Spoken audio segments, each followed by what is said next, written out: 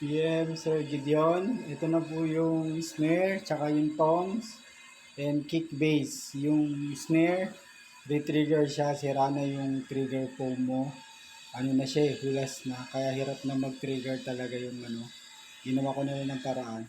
Ang sensitivity ko dito is 9 lang. Ikaw na lang mag-adjust ng sensitivity ng snare. Puro 9 lang ginamit ko. Sa Roland kasi ang gamit ko, Roland TD9.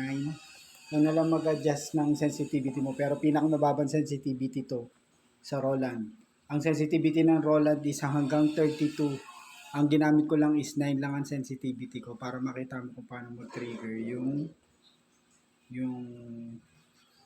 yung snare, tsaka yung toms, tsaka yung bass drum. Okay, sir, testing.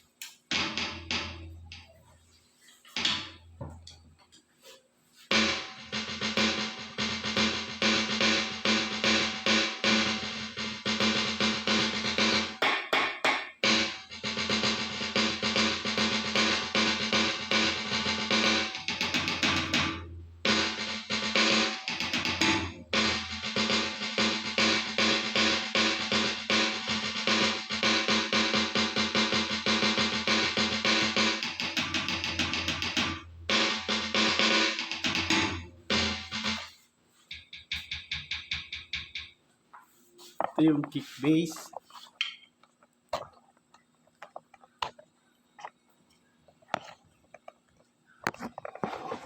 Lagyan ko na lang siya ng ano dito, binaligtad ko na, lagyan ko na lang siya ng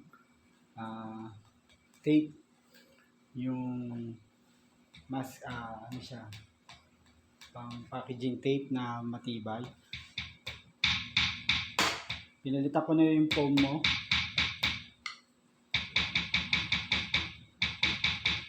Okay pa naman yung mesh mo.